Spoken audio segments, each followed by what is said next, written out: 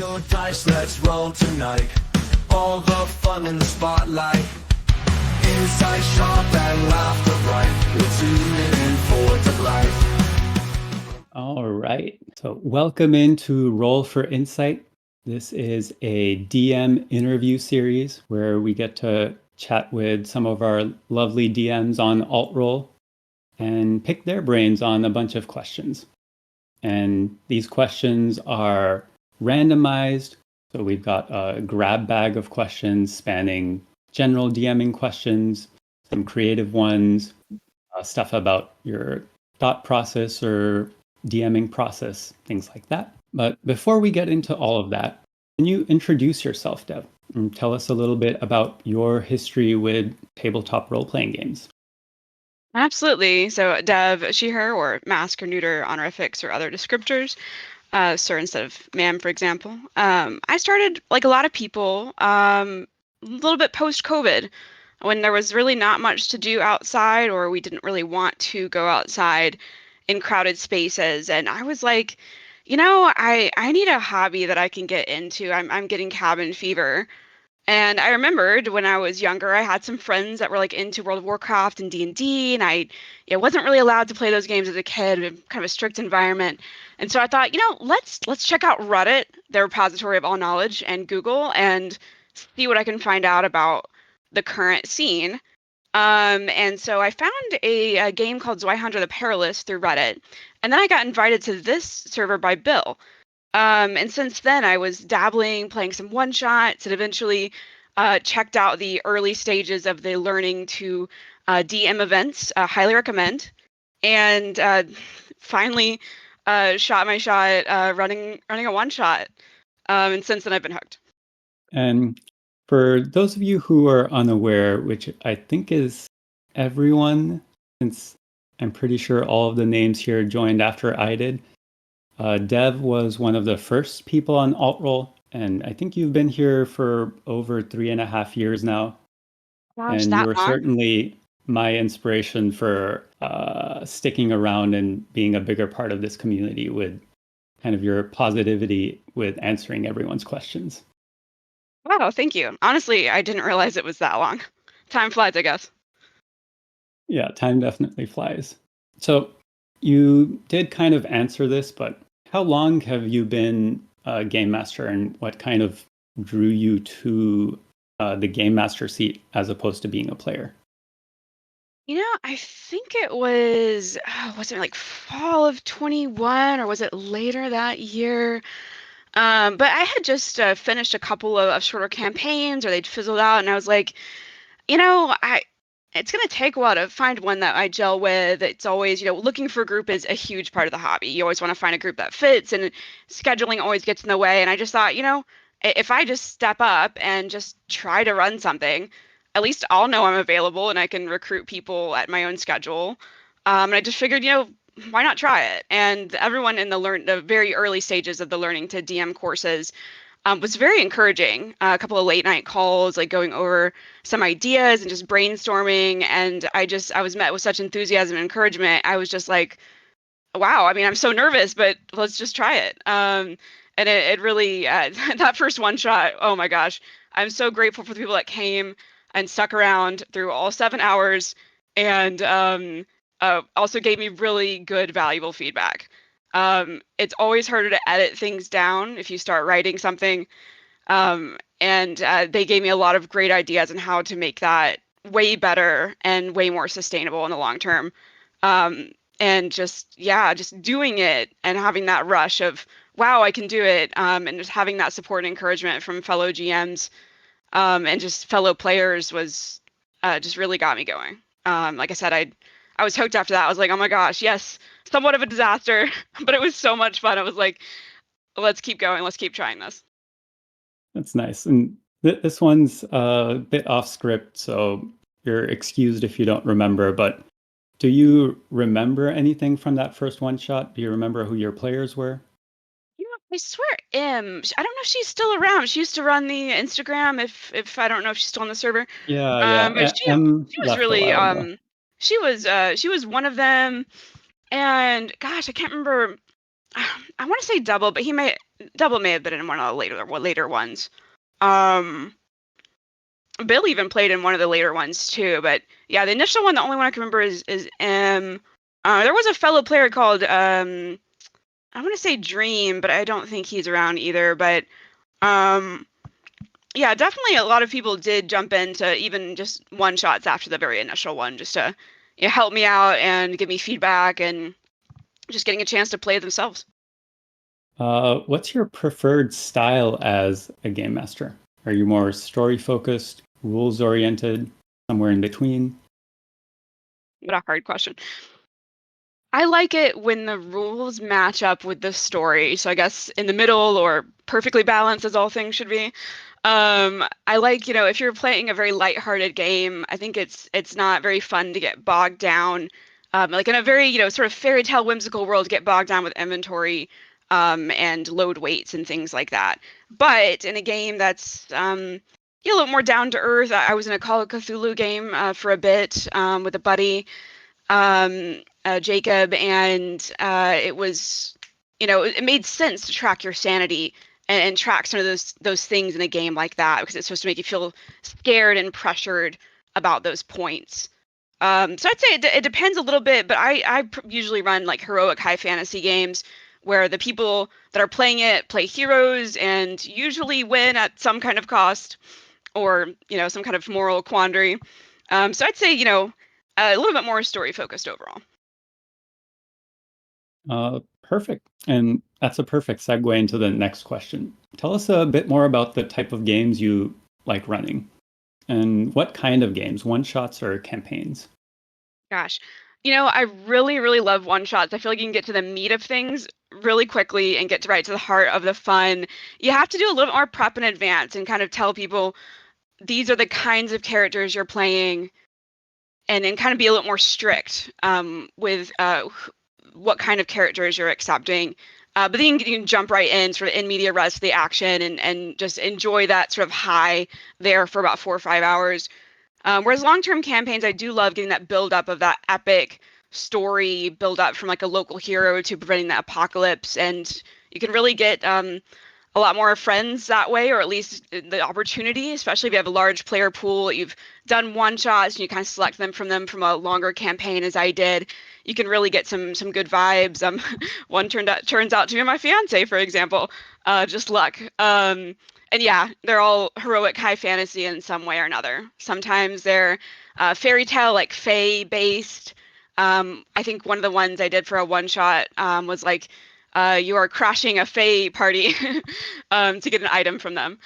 Some kind of, sort of like a heist. And then, there's also a lot of Greco-Roman and mythological stuff, which I love. Grew up loving mythology and different stories. And so that's a really common theme as well. All right, I love it. And we're going to start getting into some of the more specific questions here. And these are kind of a potpourri, diving deeper into specific parts of GMing. How do you manage NPCs who are more powerful than the players? Oh, this can be tough, especially if you are doing a very high fantasy setting. For example, in 5e, gods don't really have stats, and they're supposed to be sort of distant, and they just sort of commune with clerics as needed. In other systems, they might be more interactive. Um, there's some games, some adventures for the system, Third Sword Lesbian, where you are more or less walking among gods as demigods yourselves. But I think, yeah, you have to be really careful about, I think, the purpose and scope of these characters.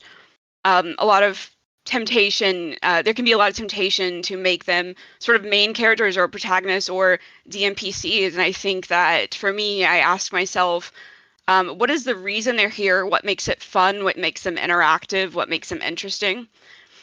And I would say the other part is the scope of their role as an obstacle or as an ally. I usually try and make it pretty narrow. For example, a patron, very normal to have a party predestined by the gods, sent by, the main deity to go on an adventure and a quest. Like that's pretty normal. Maybe they'll party with him on during their downtime, but he's like, you're gonna do the dirty work. That's not my job. Or they have some strict rule or code of conduct or honor.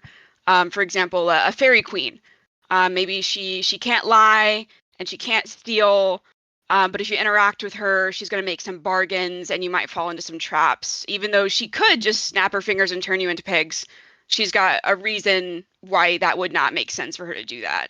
I do think it can be fun for having them show up in those kind of situations, because it's kind of spooky and it's kind of like, oh, you can use some cool art or reference and make it a very big sort of set piece.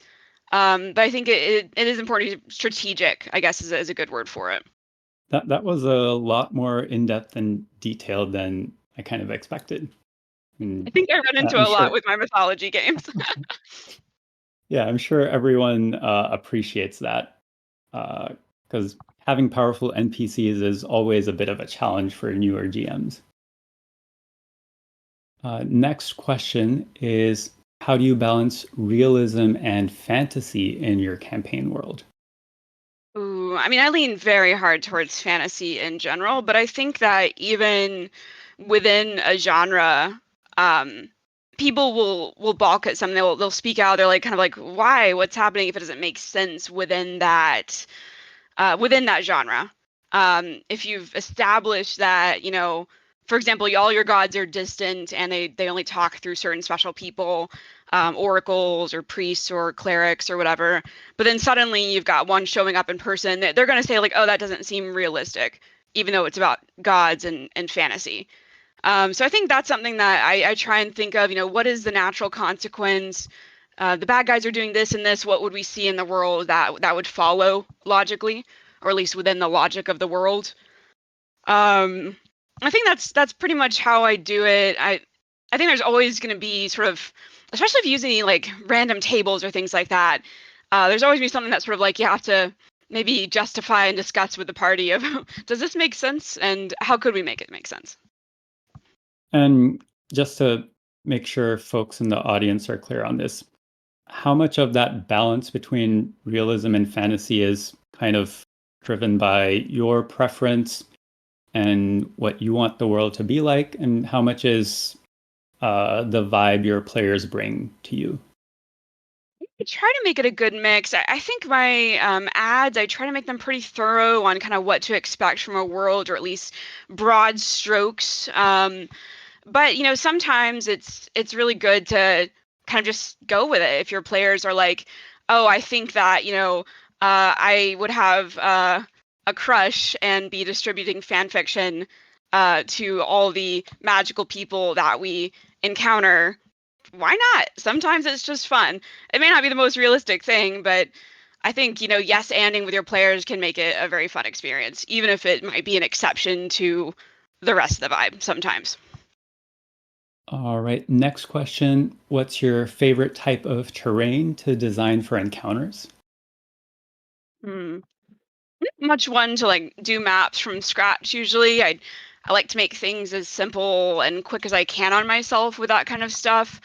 I have started so many maps and so many sketches that I just never finished. So I try and really just find things from Reddit or Pinterest, a lot of free map programs. I definitely shout out to the GM resources chat for a lot of folks sharing those things. I would say my favorites are, honestly, I love a good dungeon. Doesn't have to be literally a dungeon. It could be a palace or a cavern. It could be a volcano. Um, but something where you're in an enclosed space with some complexity, some hallways, some nooks and crannies, some columns. Love a good column. Doorways, gates, things that would require people to navigate. There's hiding spots. Um, and if you have some struggle with people that always want to fly away, sometimes it's nice to have a ceiling. Yeah, open spaces definitely can make particularly D&D a bit more boring in terms of combat. Next question. How do you manage resource scarcity in your campaigns? This is going to And sound kind of somewhat what evil. resources do you pay attention to? That's a really good question. But yeah, my first response will sound a little bit evil. I hit harder. Um, some people are not interested in magic items or gathering allies or base building, and some people really are into it. I've got some players that love, filling up their bags of holding, or just touching every shiny thing, and that's totally cool with me. I love coming up with that kind of stuff, but it just, I will hit a little bit harder, whether it's emotionally or physically, in the game. And yeah, I'd say magic items is something I don't necessarily spend a lot of time tracking because I'm very generous, as an example of just like I, it is a resource, but it's not what I'm worried about. Um, I would say that, in games like 5e, my experience is the action economy does most of that balancing. Um, in other systems, there could be some back and forth in discussion. There was a time I ran for a one shot.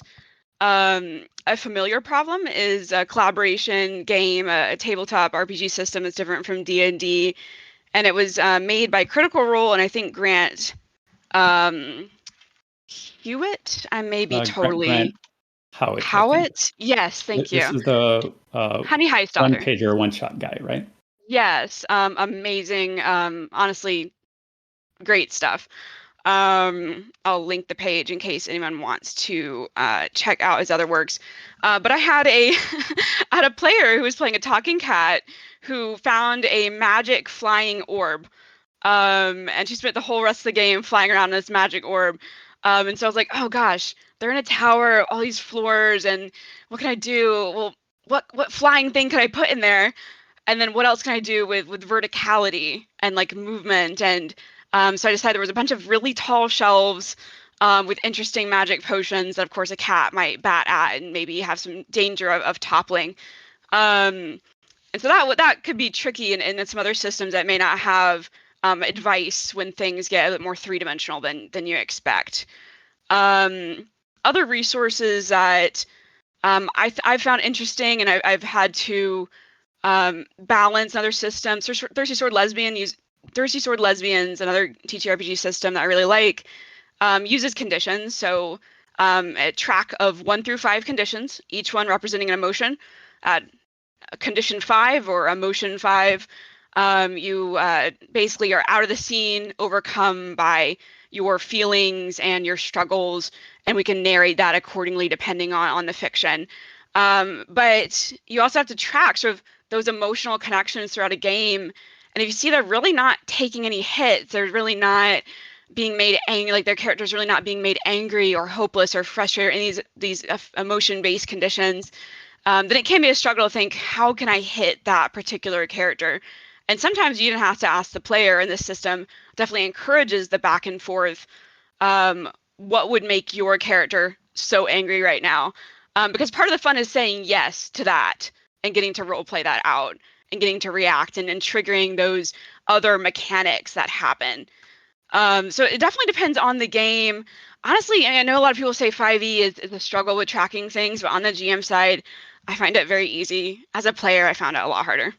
Yeah, I think that is true. As a game master, there's fewer things for you to track in 5e, Oh, absolutely. especially outside of combat, as long as your players are doing a good job of tracking their things. The truth.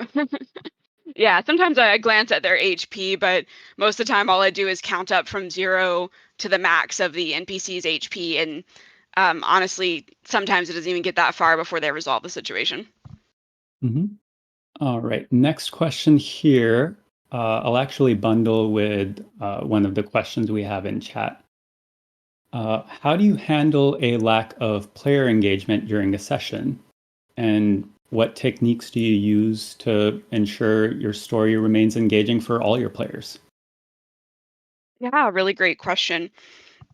I think, it's very normal, one, to have off nights, and for even a group that usually is very enthusiastic to have times where they're not.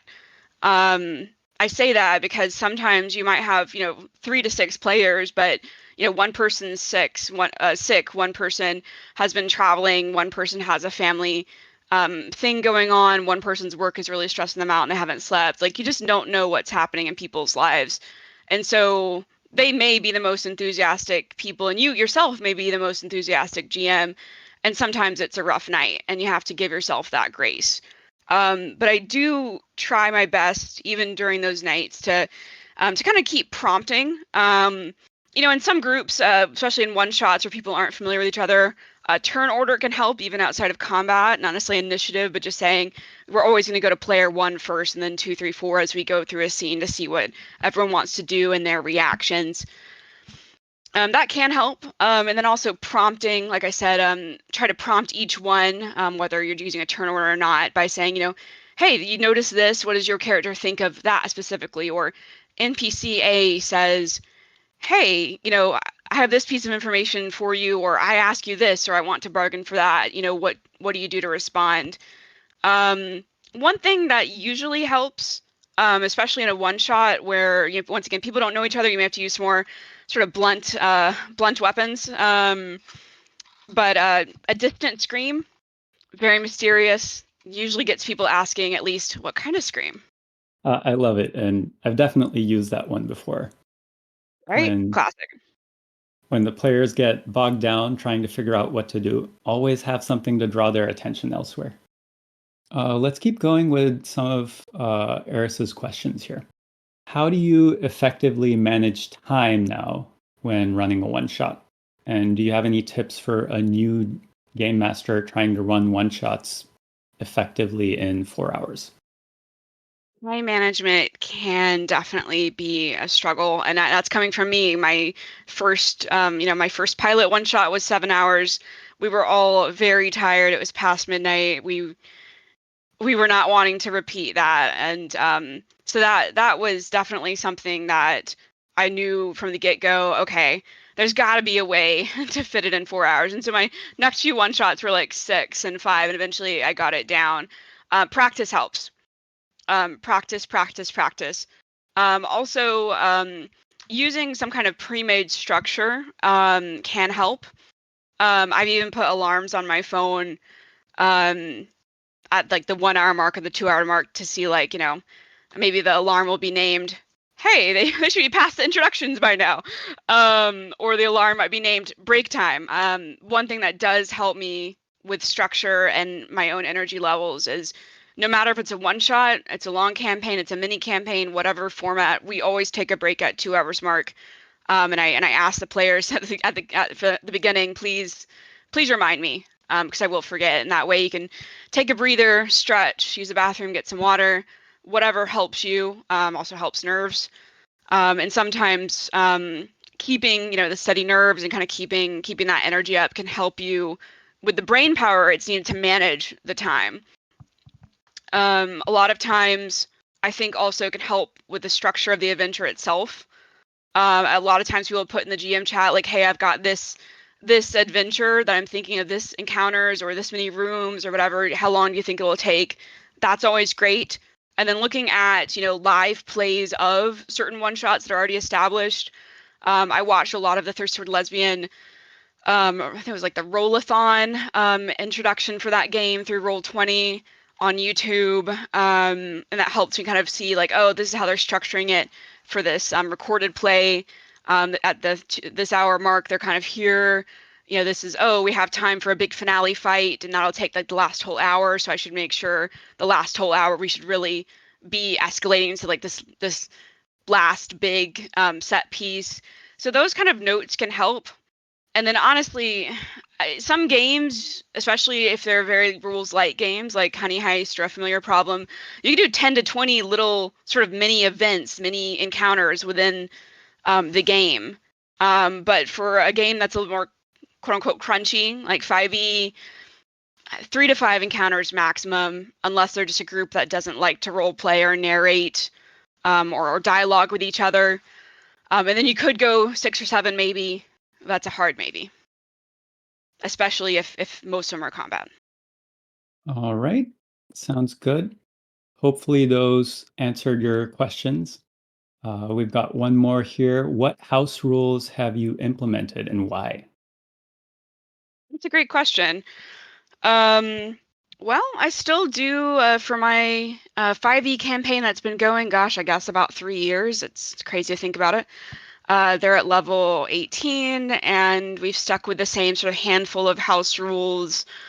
I curated the source books one, so no third-party source books or homebrew, just officially published things for the 2014 edition of D&D 5e by Wizards of the Coast. So that did limit some things and helped all the player classes and subclasses be more similar to each other. A lot of the critical role mechanics and some of the other third-party mechanics don't really tie into the plain vanilla mechanics. There's not as much synergy there, and it can be a little bit just written differently.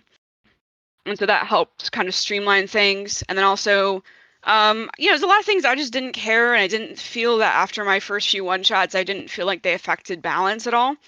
And so things like, using a bonus action to drink a potion yourself, an action to feed it to somebody else, one free skill check per turn if you would like to make one in combat instead of some other, thing you'd like to do.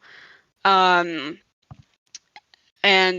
inspiration is another one I changed. That one's actually more recent. I think I did it maybe 6 months to a year ago. I felt like people weren't using inspiration, and it was hard to for me also to remember that, hey, this is a resource that I can give out, that I can use, and they weren't using it too. We were all forgetting about it.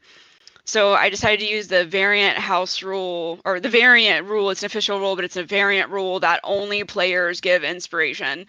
And since then, everyone's been showering each other with inspiration and using it also. So it made things a lot more exciting at the beginning of a session when we're doing recaps. And I end our recaps every recap by saying, does anyone, this is the time, does anyone want to give out inspiration? You can give it out for something funny. You can give it out for something you thought was creative, good role play, a strategic solution. If you want to dare someone to do something in the next session and give them inspiration if they do it, feel free. That sounds fun too. For just good support of each other, good teamwork. And so a lot of people have found, various reasons or excuses to give it out and also use it. Like I said, I don't care so much about being afraid if they have too much of it. I just kind of hit a little bit harder, and they use it up. And I think for other systems, I haven't had to house rule as much. I did adjust the XP rate for Thirsty Sword Lesbians for one-shots, because after my first few one-shots, I realized that people were really not getting the experience of advancements. In Thirsty Sword Lesbians, you don't have levels, you get advancements, and you can pick more special moves and special things that you can do once you get a certain amount of XP. So I think I made it it was 5 XP for advancement, and I just said it's 1 XP. And so now almost everybody gets a chance to at least experience it, even if they don't roll the kinds of rolls that would give you an advancement most of the session. Usually people get to experience it at least once. So that's helped a little bit with the exciting feeling of the one-shots. Nice. And yeah, I feel especially with Powered by the Apocalypse systems, it can really help to bring some of that level up feel into a one-shot. Absolutely. Were there any house rules that you borrowed from one system to another? I think that when I started running some other systems, like A Familiar Problem or Thirsty Sword Lesbians, Honey Heist, etc., I think I just got a little bit more inspired at how I use NPCs and how I make them to connect a little bit more with the narrative than the mechanics. I do a lot more of reflavoring of stat blocks. For example, there was a character that really didn't have a stat block for the longest time because they were just they were kidnapped. They were a victim of the big baddie for a year IRL and almost 3 years. A year in game and almost 3 years IRL. And honestly, I was like, wow, I'd never even needed to make a stat block for him. And so then I thought, oh, well, why don't I go and look and see some interesting, flavorful things? It doesn't have to be exactly something that would be like a scary challenge. It just has something flavorful and kind of fun. So I was like, there's a, something from Theros. Let's look at that. Or there's something from Booz and Minska's like that multiverse thing that they published a while ago, or the Book of Many Things, or things like that. And so I think it just made me think a little bit differently about kind of making those things for the making those NPCs around sort of the narrative function versus let's just make someone that hits hard. Yeah, I totally feel that, especially coming from those other more narrative-focused tabletop role-playing games. We've got one more question from chat so far, and then we'll move back to our pre-scripted ones. But this one's more of a mechanical question. What are your preferred tools, if any, for VTTs, map making, note-taking, and world building? A really fun question. There's so much out there these days. I've played as a player in a little bit of a lot of the most popular ones. I have a GM, Zachary or Fallout. Highly recommend their one shots if they post more in the future. Tabletop Simulator. That was a really unique experience. I got to stack dice virtually when it was my turn, and see cool, 3D buildings and things. That was really neat. And I've also played just using the Discord chat and not even needing maps. That was for the Call of Cthulhu game. For myself, I tend to use Roll20 when I use a VTT or virtual tabletop, mostly because Roll20 is free and I don't need anything fancy. I don't use animations, dynamic lighting, any of the bells and whistles. There are tools to even make tokens, like, track HP and stuff. I don't use that. If I see it, honestly, I take it off if I added it by accident. And yeah, I don't use over the storage limit, so it's very easy for me to use for free. However, I've heard really good things for Foundry, and I'd be interested in trying that out in the future. For map making, I Pinterest and Reddit. There's so much free stuff on there. I really enjoy collecting, inspiration boards and just like saving ones. I swear most of my saved posts on Reddit are just cool maps. I have dabbled in making my own, but it wasn't really a passion for me. For note taking, a mix of things. So for my GM screen and sort of notes, like bullet point notes to look at during the game, I use Google Sheets. And I have probably like 30 tabs on it at this point. It's kind of ridiculous.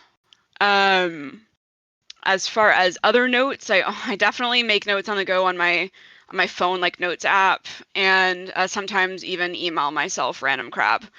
I use Pinterest a lot. I started using it in college for like recipes and, cutesy mood boards and all that stuff. So for me, it was easy to just pick that up and see, oh, there's amazing NPC art here. Ooh, I can just make a note with their name, and then I can just save that and load it on Roll20 if they actually need to be used on a grid map. Otherwise, I'll just put it in like a handouts channel in Discord, which also kind of serves as another note-taking venue. I find myself having to actually search the handouts channel for my own game sometimes because it's gone for just for 3 years now. And then of course I have to hope I spelled the NPC the same way twice. So it's a bit all over the place, but it's fun. World building, similar. I kind of consider all of those things world building. A lot of times I don't have like any kind of write-up of official things about a world. World building is not really my biggest part of the hobby. I do write creative fiction in some of the same settings that I run games in, but it's usually very separate and just doesn't. There's one thing that would come up in my own writings would just never come up in a game. It just doesn't seem to overlap too much for me. But yeah, kind of all those same sources or same applications I use for world building as well. All right. Let's move into some kind of more philosophical questions. How do you build tension in a session? Kind of what makes the narrative tension tick for you? It can be tricky. I would definitely say practice, practice, practice, but it doesn't hurt to try Well, I would say there's a lot of different resources that you can look at. There's people that have said their experience in theater has helped them. There's people that have said their experience in creative writing has helped them. There's people that have said their experience in other, forms of media or gaming has helped them with building tension. Um, I do try and put on some like spooky sort of background music if we're kind of in a scene where I'm building tension. Um, but I try not to rely too much on that. Some of my players even just mute the box. It just distracts them. Not everyone's like a music person. I would say the main tool that's kind of kept, it's been a consistent tool that's helped me out over the last few years is making very quick bullet point notes of how things escalate. And it doesn't have to be something that's set in stone, but it should be something that logically follows from the threat. If the threat is demons, which my poor party is currently in the underworld fighting demons. And one session I may say you've seen a couple of these demons. They haven't been a threat. They're distant. They're focused on other things. You've seen them. Later in the session, I may say, hey, you're actually in a place, for example, an arena where the undead are fighting, and it's really terrible. And you're faced with two giant demons. Okay, that's a battle. But you can win. It's just two demons. It's there's your X number of player characters with your allies. Later, I might say, oh, you rescued this NPC from the arena who looks really, war torn and torn up and really tough and really angry about her life. And she tells you that she has been around the underworld, being chased around and trying to do her own thing before she was captured here. And she can tell you she has seen a legion of demons pouring out from the edge of the underworld, and they're an impending doom that I guess we'll have to find out next time because that was the end of the session. So it does help to have a few things you can pepper in and then either end on a cliffhanger, or if it's a one shot, maybe the final battle in the last hour is against the Legion of Doom. But usually what helps me not forget about them is putting them on my like GM screen, Google Sheets, highlighting the bullet points I should remember to say, and make it where it's from top to bottom, the least spooky thing, the least tense thing, all the way to very dramatic at the bottom. Sometimes I have to throw out half of them because what they do changes the course of things. So it doesn't hurt to have a few extra things, as if their bullet points are easy to jot down, easy to cross off. I see a lot of opportunities for a distant screen there. Absolutely. Darn it, I knew I forgot something. All right. If you'll wear your advice column hat on for a second, we've got a should question here. Do you think DMs should tailor encounters to party strengths and weaknesses?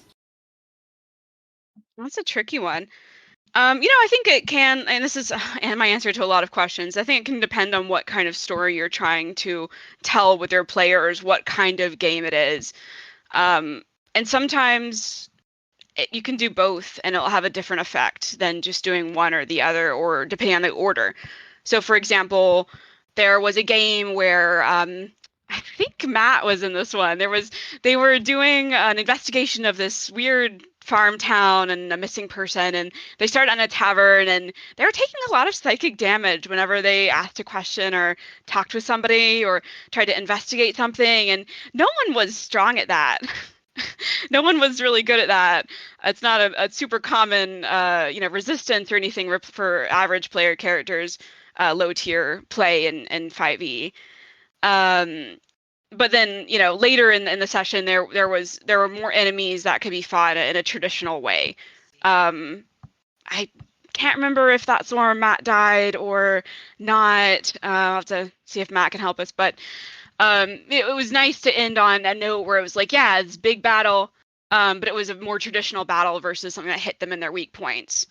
Now, in a longer campaign, you may want to end a session where you're targeting someone's weak points to make them kind of nervous for next time, if you're trying to build a tension kind of mood. But Yeah, I would say I try more overall to play to a party's strengths, just because I like to run very high fantasy heroic kind of games. I like to make them feel like heroes.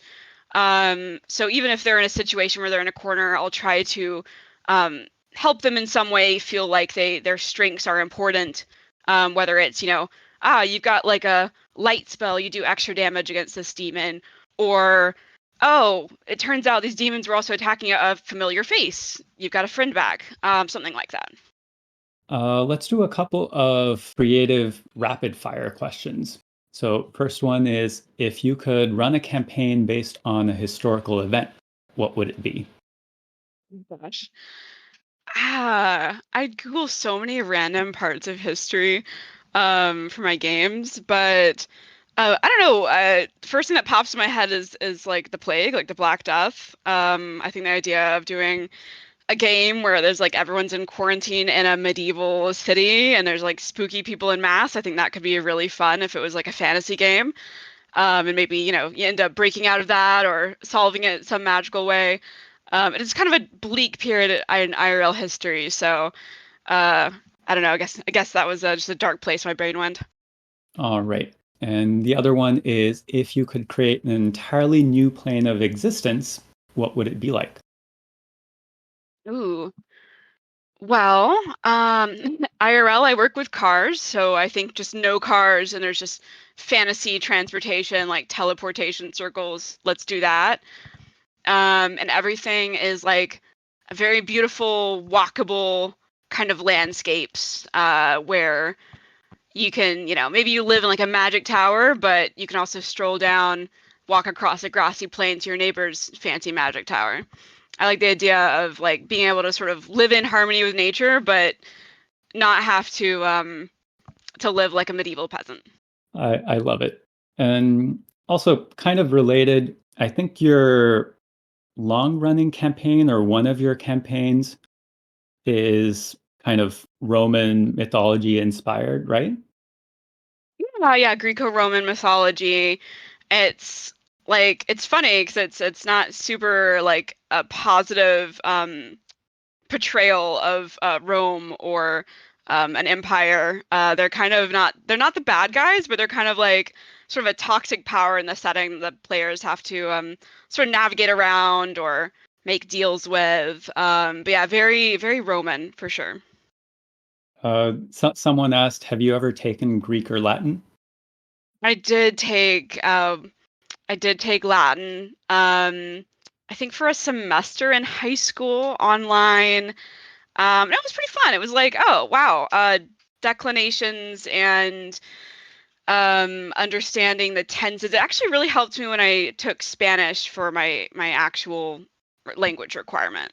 I would definitely recommend, especially if you're interested in languages or anything to do with science or medicine, just learning the roots and just where words come from.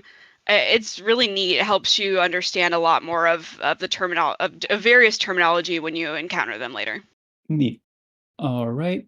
Last few questions here are going to be about player interactions and how you kind of handle certain player situations. So, have you ever had players who argue about rules mid-session? And what do you kind of do in that situation? I feel like it's pretty normal. I mean, especially with different personalities. If you're running with people who don't know each other, um, you know, it, you never know exactly how someone will react when a lot of things, especially in 5e, have a lot of GM interpretation. And it's something that we don't always realize until we come up to a specific spell or a specific feature, and we're like, oh, that you could interpret it both ways because of the way it's written. I've heard 2024 version is a little bit better on that, though I think jury's still out on some aspects. And of course, other game systems just are a little bit less ambiguous in general about the way they write things. But I would say, one, yeah, it's normal, it's normalized, it happens. You don't want things to get too heated. Personally, I usually do the tactic of, hey, let's if we're talking about it for more than a few minutes, let's table this. I'll look it up for next session if it is a campaign, and then if it's for one shot, I'll just have to say, hey, I'm gonna rule it this way. I'm gonna look up for future games, but this is what it is. And I have never had to boot someone over that. I know it can happen. I've definitely heard of it happening. And if it does, it sucks. But one part of being a GM is trying to make the game fun for everybody and holding on to boundaries that are needed to make it fun. But yeah, usually we can come to an agreement in a few minutes. And if not, then I would say, hey, this is what I'm going with. This is what it is. I'm definitely open to talking more for future games or future sessions.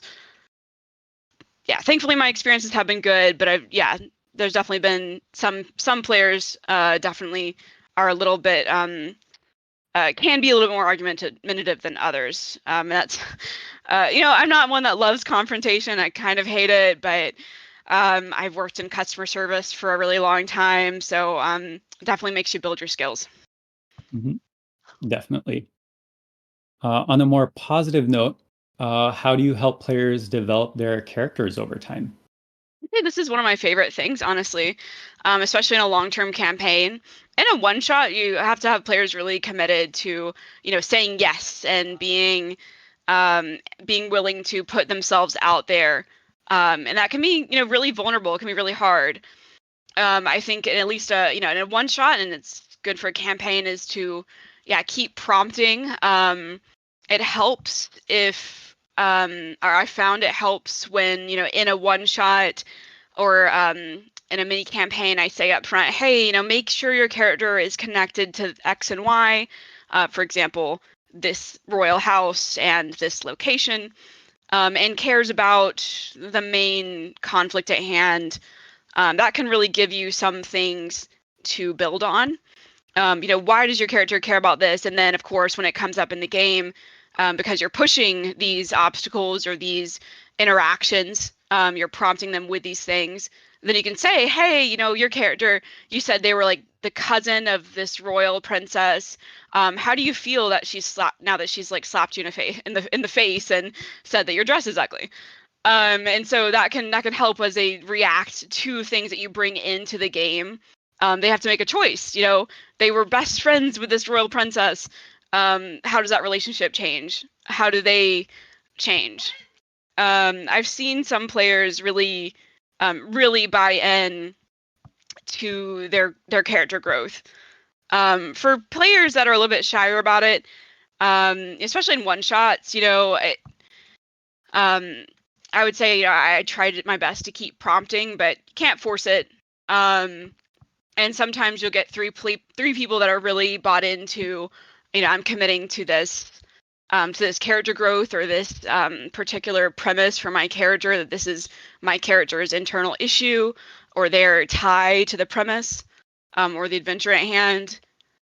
Then you'll get maybe one person that's just kind of going along, and that's okay. It is okay. But I love it when players kind of take the bait and you can see them and they make these really strong choices.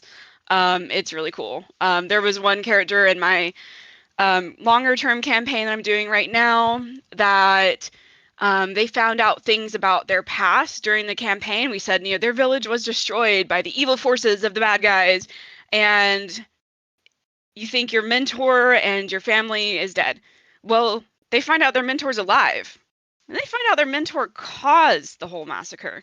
And then they have a confrontation when they finally catch up with that mentor. And now they found out their mentor had a totally separate heir and chosen mentee that wasn't them. And so you can see their choices evolve and what they choose to do and how they pursue these hooks. But it can be kind of frustrating if, as a GM, you keep throwing out hooks that people don't take, but it's so rewarding when they do. I love the example of flipping the classic hero's journey mentor. It definitely felt like very sort of karmic vibes. Yeah. All right. Let's move on to some kind of closing questions. Is there any advice that you'd give to newer aspiring game masters? I would highly recommend starting with a pre-made adventure, regardless of system, and a one-shot. And yeah, it's okay if it goes 7 hours and it's a disaster. There are definitely people in the GM chat, people said, hey, looking for fellow GMs to play my game and give me feedback. And like I said, people were very kind to help me shoot your shot. And I would say also, lower expectations for yourself and other people. I know it sounds terrible, but my first one shot was a disaster and we still had fun. And I would say, I would definitely put out to your players or any fellow GMs helping playtest just to say, hey, I'm new. This is gonna be goofy, chill, low pressure, one shot. I'm gonna make mistakes. We're gonna laugh about it. Let me know what you think at the end, and we just want to have fun together. Um, and we may go a little bit long. And I found that saying that up front has just sparked a lot more like grace and encouragement in players as well. Yeah, I think that's really good advice. And hopefully help some future GMs in here. More on kind of a note from you. Do you have any exciting campaigns, projects, or ideas you're working on that you'd like to share? Well, I've got it's in the one shot looking for group section, but it's a mini campaign for Thirsty Sword Lesbians, Gothic Masquerade featuring Medusa, Athena as a party patron, and ghost dancing and swords. So take a look, feel free to apply. I do like doing mini campaigns when I can, sort of 2 to 4 session small campaigns. And I definitely recommend if you have started with a one shot and you're not sure where to go next, run a few one shots and then run a mini campaign. And that will help you learn to not just prep for 1 4-hour session, but to build on like last session's prep as well.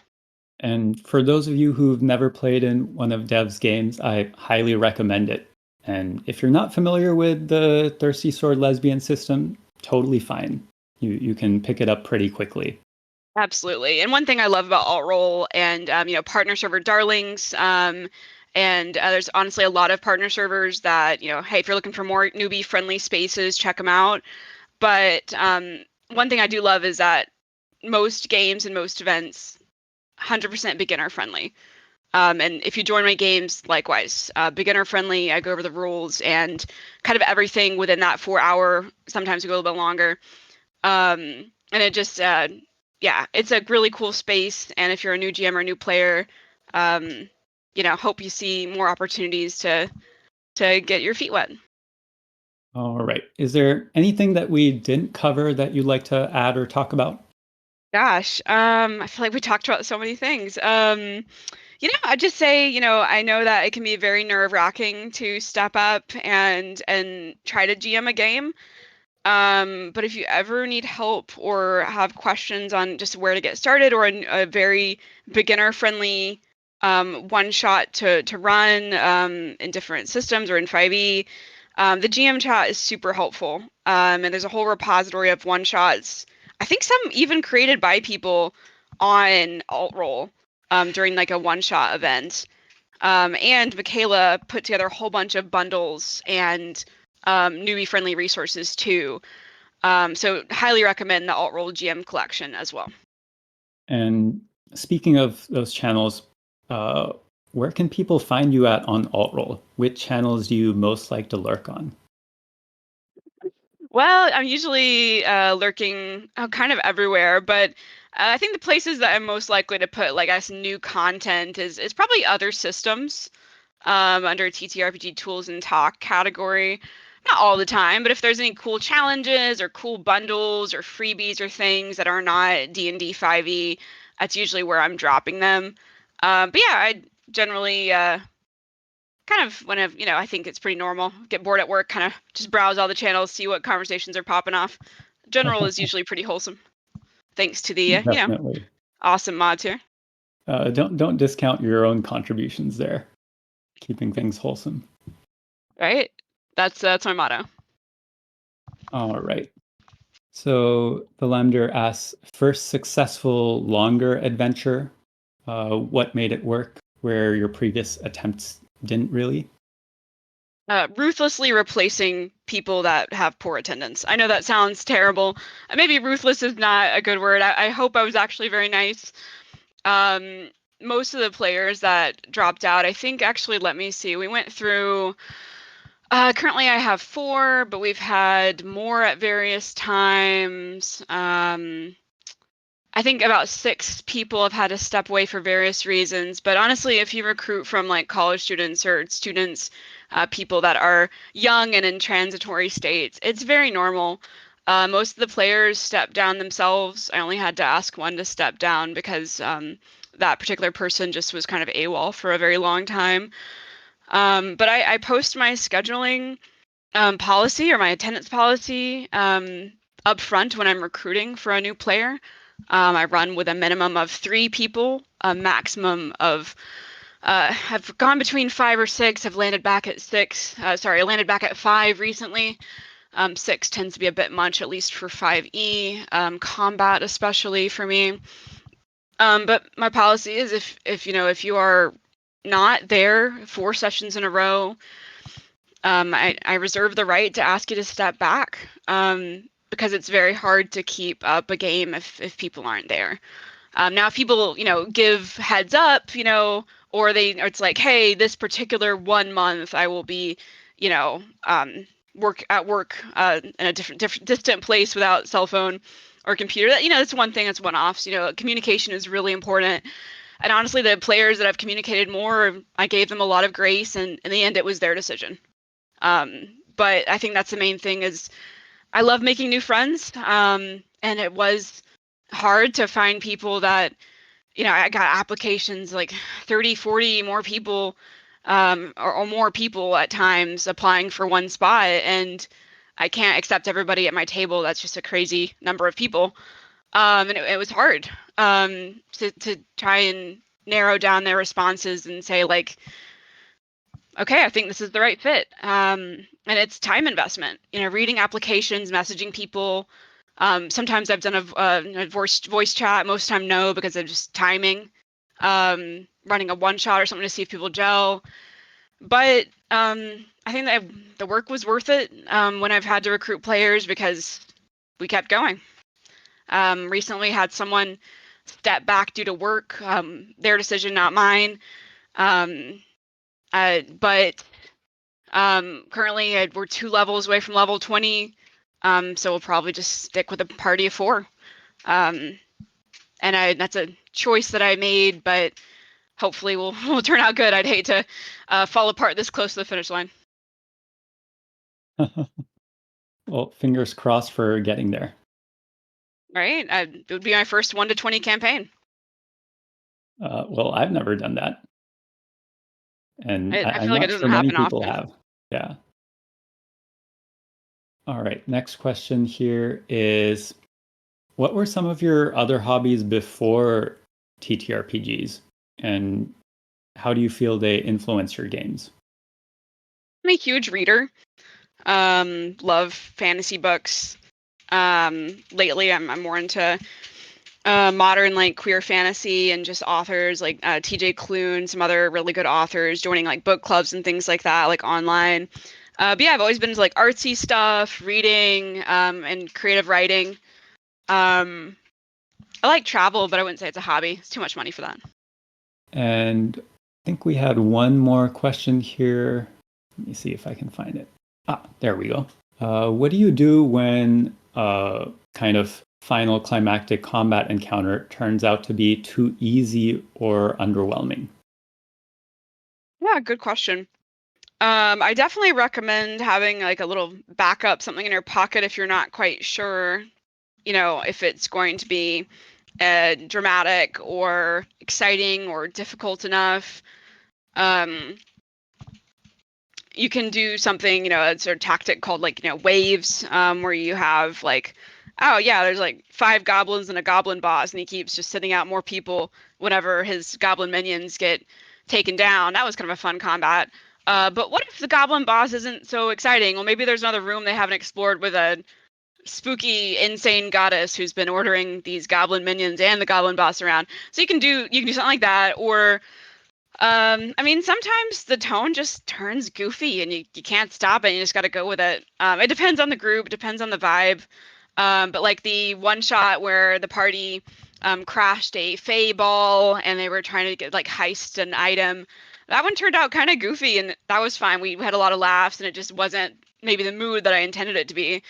But everyone had fun, so I think I didn't regret giving up a little bit of sort of narrative control there. I love it. All right. Another question here on related to recruiting for players. Do you recruit backup players, and how many of them do you tend to pick up? Only for one shots, and not always for one shots. If I've gotten really good communication from everybody in the one shot and I don't think anyone's gonna flake, then I probably won't even do a backup person. I try and close out applications for a one shot at least a week or a week and a half in advance so I can replace people if they drop early. I've had to do that a few times. And I always do a little bit more than the minimum amount of people. So if I run with a minimum of 3 for a one shot, then I'll recruit a fourth or a fourth and a fifth. So usually my one shots are like 3 to 5 players I'm recruiting.